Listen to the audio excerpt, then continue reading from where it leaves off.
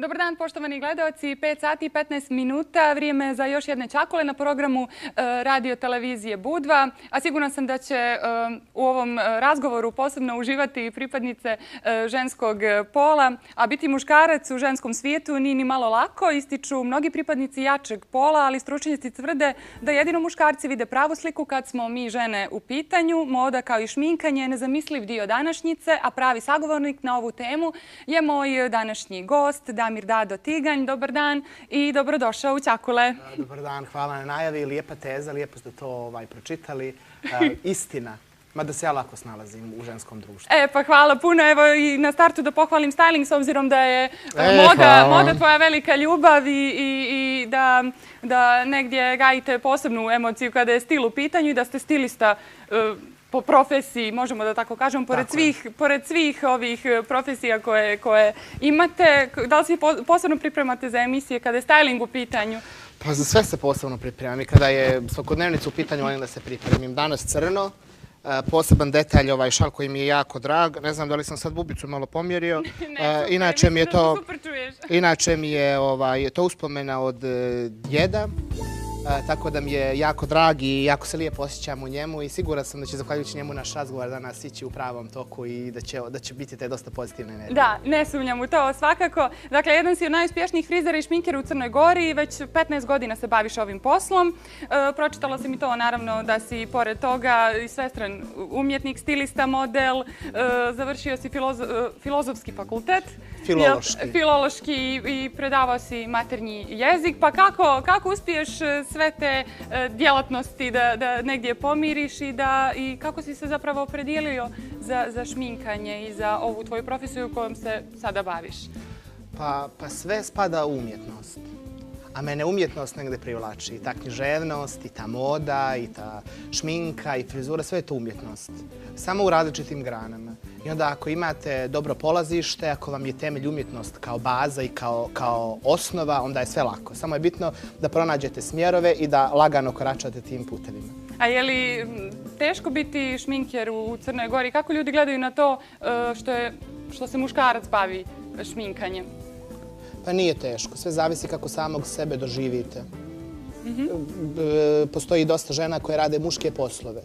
Kod nas ima dosta predrasuda i dosta nekih tabu tema, ali iskreno meni nije teško. U početku možda jeste bilo malo, ali kasnije to sve bude drugačije. Ljudi se prosto naviknu na samu osobu, na pojavu, na način posla kojim se bavi, na sam posao i onda to bude kasnije sve lagano. U principu u životu neka navika i rutina olakša mnogo toga. I kako si uspio za sve ove godine da se izboriš za svoje mjesto u svijetu šminkanja? Sarađivao si sa brojnim poznatim ličnostima i kako izgleda uopšte taj odnos sa poznatima? Jesu li razmaženi? Je li bilo ima li neka anegdota vezana za to? Upornošću sam se izborio, talentom, tim nekim putem kada je u pitanju neodustajanje i prosto čovjek mora da uspije kada nešto želi, kada mu je jak cilj i kada ima jako volju. Javne ličnosti, pa ja to ne bih generalizovao. Ima ih razmaženih, ima i oni koji su baš onako negdje i opušteni i profesionalci, tako da sve zavisi od trenutaka, zavisi od umora, od raspoloženja, kao i svima nama. Pođemo i kod ljekara, pa ako je neraspoložen, neće nas srdačno dočekati. Ako je raspoložen, ako mu je dan, onda je svaka dijagnoza nasmijana i dobra. A da li je šminkanje danas mnogo česta profesija? Evo vidimo sada ekspanzije tih tutoriala, što na Facebooku, što na Instagramu. Svi se nekako, sada je svima nama to dostupno i svi se nekako bave šminkanjem. Pa da li je dovoljno samo završiti školu šminkanja ili treba imati talenat za to? Pa danas svi rade sve. Danas su svi sve, danas je najlakše postati nešto. I danas se najlakše samo prozvati. Uđete na YouTube, pogledate nešto što vas interesuje, od građevinskih radova. Recimo, ja poznajem drugove koji se bave građevinom, pa kad je neka nova mašina na tržištu, oni to pogledaju, kupe, naruče, savladaju i onda oni automatski znaju da rukovode sa tim. Tako i kada je u pitanju šminka. Razni tutoriali, inostrani, domaći, razni blogeri. Previše je toga, pretrpani smo sa svim i svačim, ali mislim da narod ispašta. Jer ako ste vi šminker koji je sam sebe negdje, pa i da kažem, tako prozvao ili frizer, to nije dobro. Mušterija neće biti zadovoljna i onda zbog toga imamo često tih grešaka. A da li se negdje izgubila ta prirodnost kod djevojaka, kod žena, s obzirom da se zaista koriste mnogo proizvoda i od negdje, već od osnovne škole djevojke se šminkaju, pa sad gdje najčešće griješe i kako vi šminkeri, kako na to gledate? Pa nama negdje jeste posao da uljepšamo ženu. Sad samo je pitanje za koju priliku. Što se tiče današnjih generacija, svega ima. I pretrpani smo sa mnogo informacija, sa željom prije svega da postanemo neko i da budemo viđeni. I ta želja da budemo viđeni, evo mi sad pričam kao psiholog, ta želja da budemo viđeni učini da radimo stvari koje ne priliče našim godinama, da se oblačimo onako kako to ne priliče našim godinama. Djevojke se šminkaju u srednjoj školi. Te su se granice nekako pomjerile. Ranije su šminkeri imali posebne tehnike šminkanja, danas je to mnogo drugačije. Nisam protivnik toga, zato što treba u svakom poslu da se usavršavaju te tehnike i da se nadograđuje svaki posao. U stvari da bi bio kvalitetan moramo pratiti trendove i moramo ići u korak sa vremenom. Ali moj savjet toj nekoj mlađoj populaciji jeste da će imati vremena da budu i žene, i da budu gospođe, i da budu dame. Mislim da treba da budu tinejdžerke i da uživaju u tom dobu. A jesu li ovi sad tutoriali, YouTube tutoriali negdje odmogli šminkerima u svojoj profesiji? Pa nisu nešto odmogli previše, da vam iskreno kažem. Zbog toga što se žene šminkaju kući. Svaka od njih zna koliko su sposobne ili nisu sposobne. I kad dođe taj neki bitan trenutak, svakako će povjerenje da ukažu nama. Siguran sam da se neće jedna nevista šminkati sama ispred laptopa i koristiti korake koje su tamo predviđene od raznih blogera. Tako da to, ajde da kažem da je to neki hobi, ubijanje vremena i zašto da ne? Ako imaju slobodnog vremena, nek se šminkaju. Bolje je to nego da ispijaju kafe koje možda čak i ne vode nigdje. Jeste upravo tako. A sad šta bi izdvojio od svih tih profesija kojima se ti baviš? Dakle, i frizer, i šminker, i stilista. I gdje se ono najviše pronalaziš, mada to su sve negdje profesije koje se vežu jedna uz drugu? Pa negdje sam pročitao, a mada dosta ljudi kaže da svestrani ljudi nisu dobri ni u čemu. I negdje važi parola da neko ko se bavi sa više poslova nije dobar ni u čemu i da to negdje se rasprena na sve strane. Nije tako. Ja sam u početku bio samo frizer, kasnije sam završio akademiju i za šminkera. To neko moje polazište jeste frizer. Ali ako vi radite dugo sa ženama, ako imate tu taj neki moment, taj neki osjećaj za lijepo, sam sticaj okolnosti jeste da budete i šminker. Pogotovo ako ste preduzetnik, ako imate svoj salon. Logično je da ćete vi raditi više djelatnosti prosto zbog priliva novca. Ja se podjednako pronalazim u svemu. Posljednje vrijeme iskreno više kada je make-up u pitanju, ali svakako da mi ništa to drugo nije strano. Ja smatram, a i moje mušterije, da sam podjednako dobar u svemu. I sad je ti teško da organizuješ svoj život s obzirom da putuješ često, da te pored Crne Gore, dakle da si tražen i u regionu. Kako uspijevaš da se izboriš sa svim obavezama? Pa dobra organizacija, podrška od kuće, dogovor, prosto negdje čovjek kad nešto voli, kad nešto želi, kad ima koristi od toga, naravno da će se dobro organizovati. Evo sad da se malo vratimo na stil. Kako ti vidiš stil žena u Crnoj Gori? Kako komentarišeš? Ko je po tebi najbolje stilizovana žena ili žene u Crnoj Gori, a možemo i u Srbiji i u regionu? Pa, dopada mi se to pitanje. Generalno Crnogorki imaju stila. Blizina Italije nam je onako dosta toga nametnula. Internet nam je također dosta toga nametnuo. Ne sviđa mi se malo što su sve žene uniformisane. Što znamo da je september mjesec krzna i da će sve imati krzno. Što znamo da je ljeto mjesec, jul, mjesec tih nekih istih sličnih krpica i svega toga. To mi se ne dopada. Što se tiče dama kod nas, pa dosta njih je onako baš na nekom zavidnom nivou. Evo vaša Budvanka Sofija Petrović, nju bih izdvojio. Ona je DJ, siguran sam da svi vrlo dobro znate za nju. Ona se jako lijepo oblači. Ona je negdje pobornik crnoga kao ja i to nam super stoji. Inače smo vodolije pa nam to ovako bude kako treba.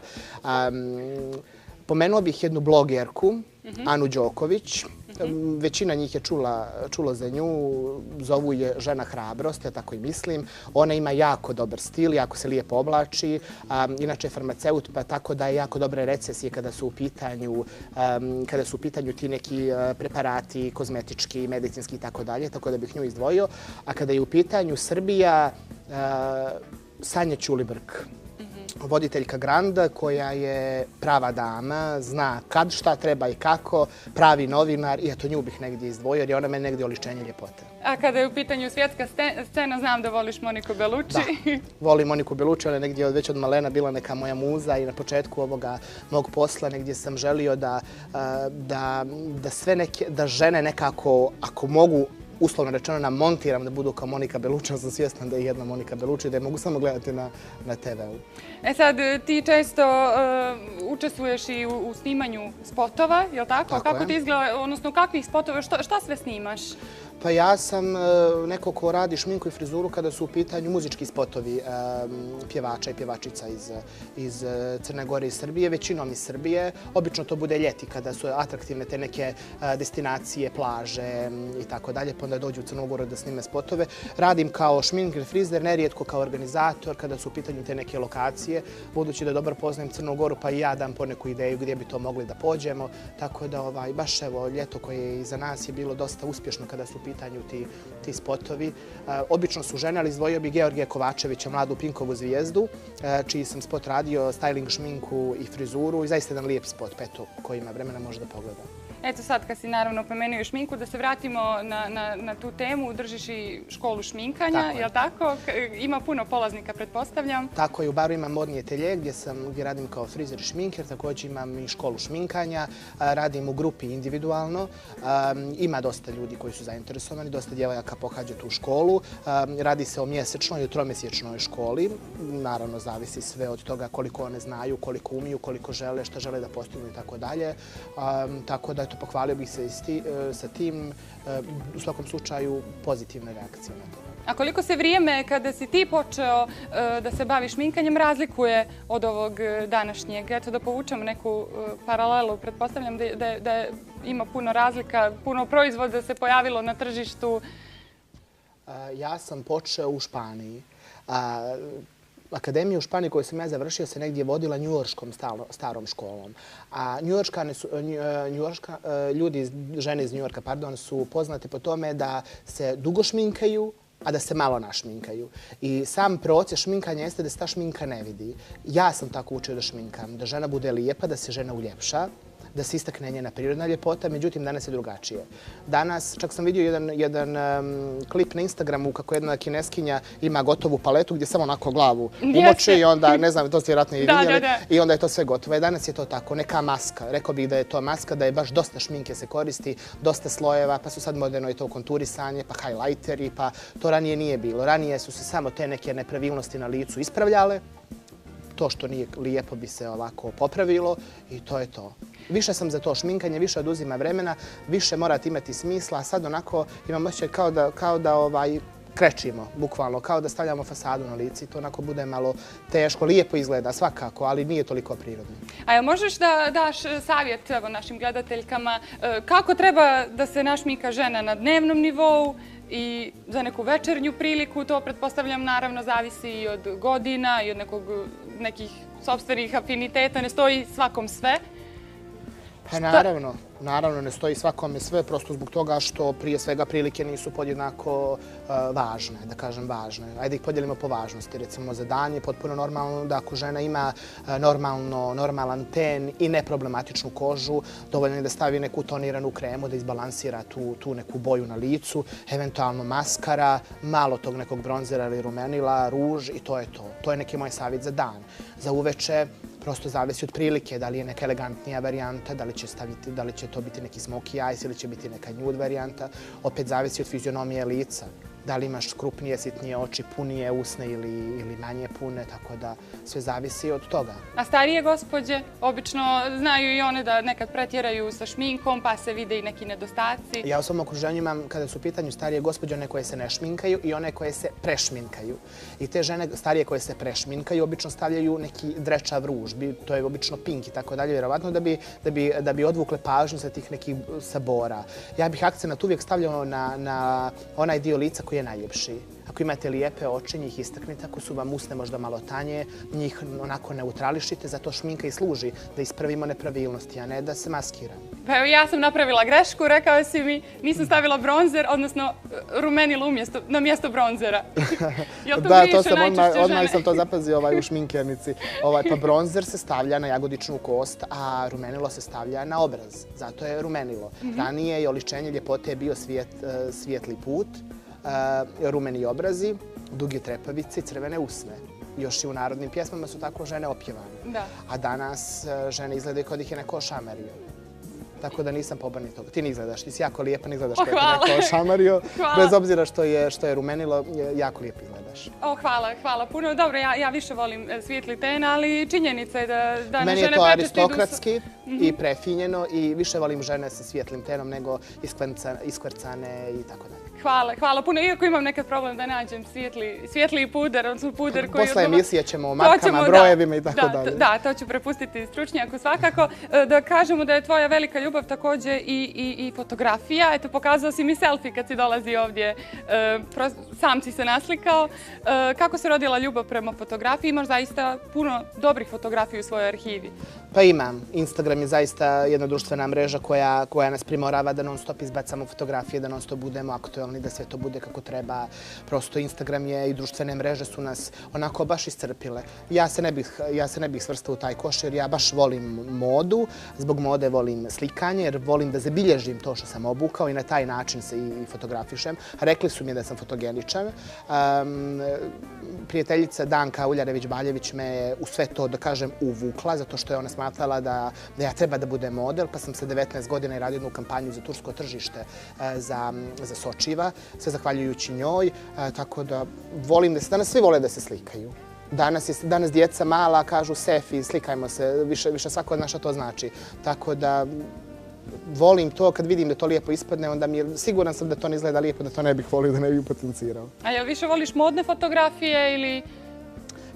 Pa ne slikam pejzaža, negdje sam narcis i samo slikam sebe. Na mom Instagram profilu sam samo ja, pa mi mnogi zamjeraju pa gdje su prijatelji, pa gdje je porodica. To je moj profil, tu se slikam samo ja, izbacam te fotografije. Neka sam narcis, nema veze. Sve je za ljude. Ja, pa dobro, treba voljeti sebe svakako. A ne treba pretjerivati. Ko su tvoji uzori u životu? Kad je u pitanju profesija, da li ima neko čiji rad posebno cijeniš? U životu su mi uzori roditelji, a kada je u pitanju profesija, nemam uzora. Imam samo ljude koje treba pratiti, od kojih treba učiti i smatram da svako radi na svoj način, da svako ima tu neku svoju tehniku, pristup, tako da u tom nekom smislu niti imam uzore, niti imam idole. Ne sad zato što sam ja sad nešto kao popularan, pa sad kao ja sam jedinstven. Svako je jedinstven na svoj način, ali svako treba da pronađe sebe.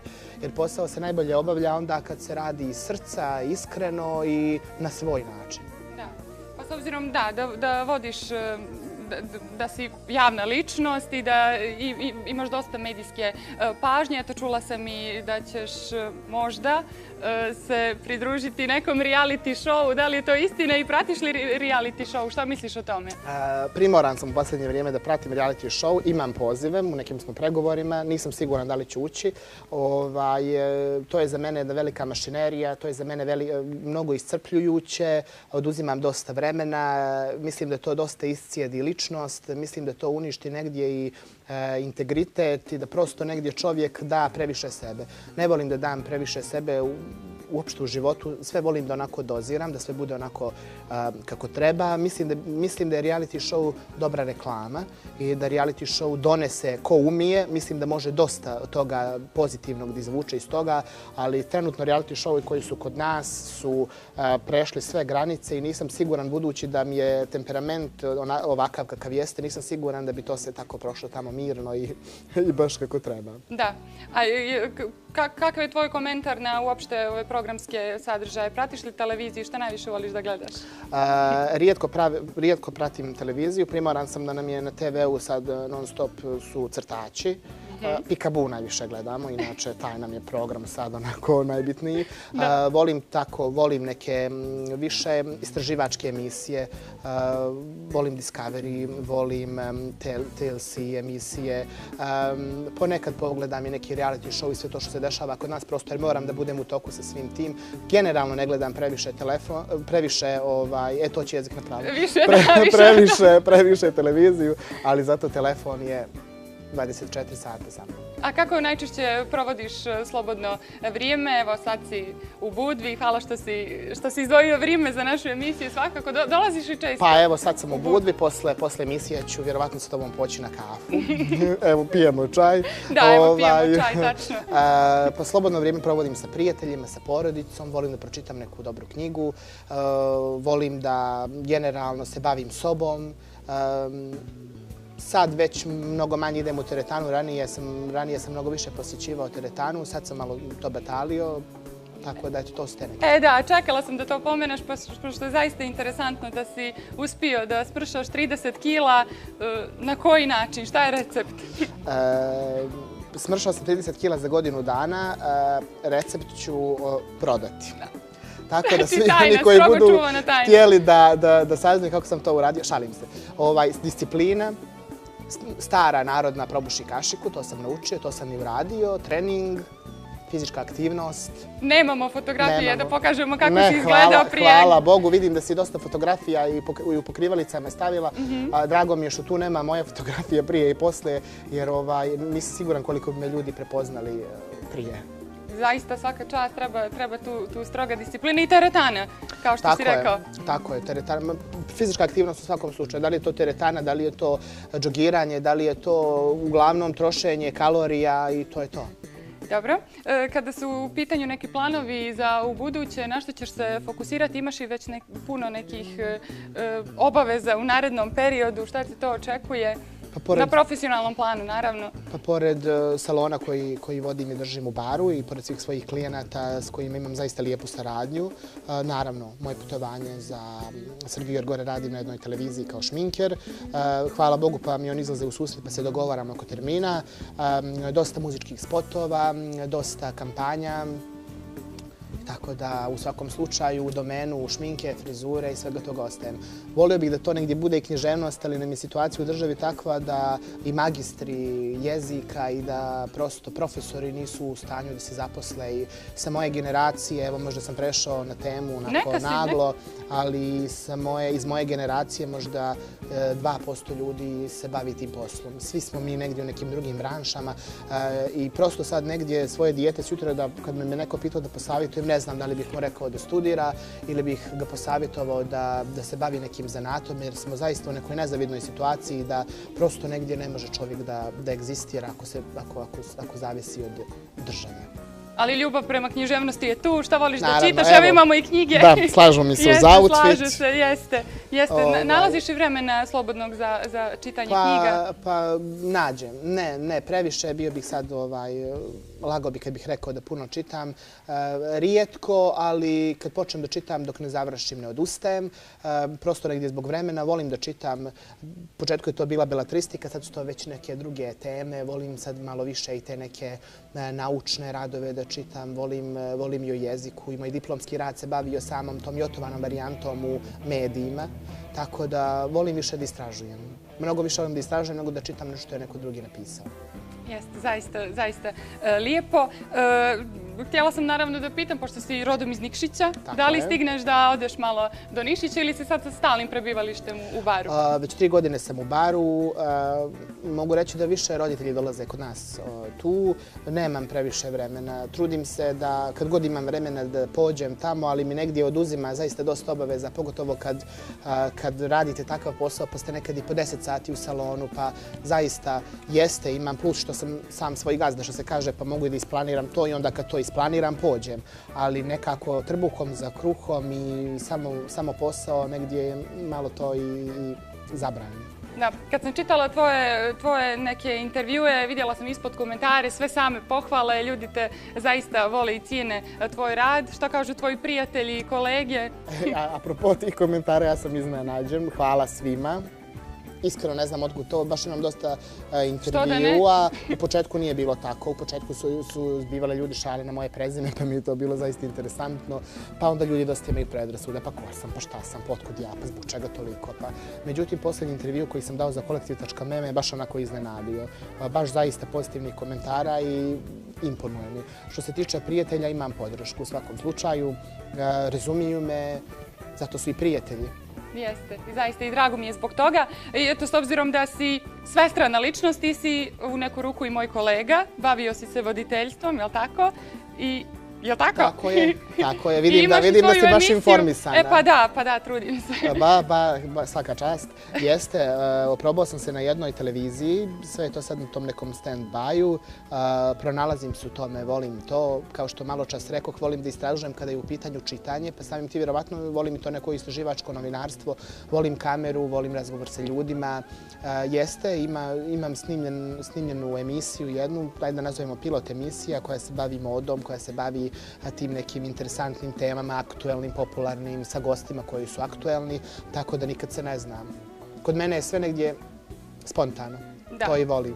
Da, pa lijepo. Voljeli bi da vidimo tu neku emisiju. Sigurno sam da će biti mnogo zanimljiva i da će tu biti neki zanimljivi sagovornici. Koga bi zvao u tvoju emisiju? Koga bih zvao? Kao što sam ja tebe. Koga bih zvao? Zvao bih Uroša Toškovića. Ali on ne bi došao, nažalost. Da, sad sam htjela kažem ako bi pristao da dođe. On ne bi došao, zvao bih Uroša Toškovića. Sve ljude koje bih ja zvao sam već zvao. Već znaju otprilike da se krčka ta neka emisija, tako da... Lijepo. I puno sreće da ti želim sa tim projektom. Hvala. I evo negdje i da se dotaknemo muzike. Šta voliš privatno da slušaš i u kojoj vrsti muzike najviše uživaš? Sad bi moji prijatelji rekli grand, zato što sam u tom nekom svijetu, zašto da ne ima lijepih pjesama. Ja volim špansku muziku. Mnogo volim da slušam Konču Bujku. Volim taj neki žanr, volim taj neki šmek, tako da Fanilu, Konče Bujka. Većinom je to neka španska muzika kad je u pitanju od naših neka lijepa balada koja u svakom slučaju pjesme koje imaju poruku, koje imaju tekst, koje su valjane, kvalitetne i koje ne ispiraju mozak. A i boravio si u Španiji? Tako je, 2 godine sam živio u Barceloni. Kako je tamo? Pa lijepo, tamo sam završio akademiju, tamo sam proveo te neke najljepše dane.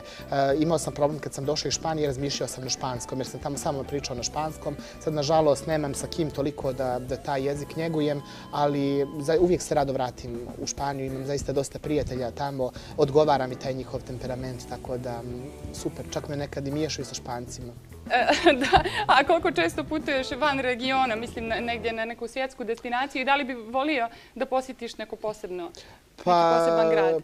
Pa, dosta često putujem, nisam previše putovao kad su te neke egzotične destinacije u pitanju, ali možda gdje bih volio ja da odem, to je možda Indonezija. Ona me negdje volim prirodne ljepote, to me mnogo više privlači. S obzirom da sam, velika želja mi je bila da budem u Dubaju, pa sam, opet ponavljam, Danku Uljarević-Baljević sa njom zajedno išao jer ona radi kao njene modele, izda model s agencije, vodi i zaista su uspješni kada je u pitanju modeling u Dubaju. Bio sam u Dubaju, ali sve je to lažno i sjaj i to me ne privlači. Tad sam shvatio da sam u stvari ja čovjek divljine, tako da kažem, da se ovo sad površno ne protumači, ne prenose negdje divljak. Volim prirodne ljepote i to me negdje privlači. A kako sebe vidiš za nekih 10 godina? Hoćeš li ostati ovdje ili planiraš da loviš svjetsku scenu? Sve zavisi od situacije u državi, od životne situacije, od situacije u porodici.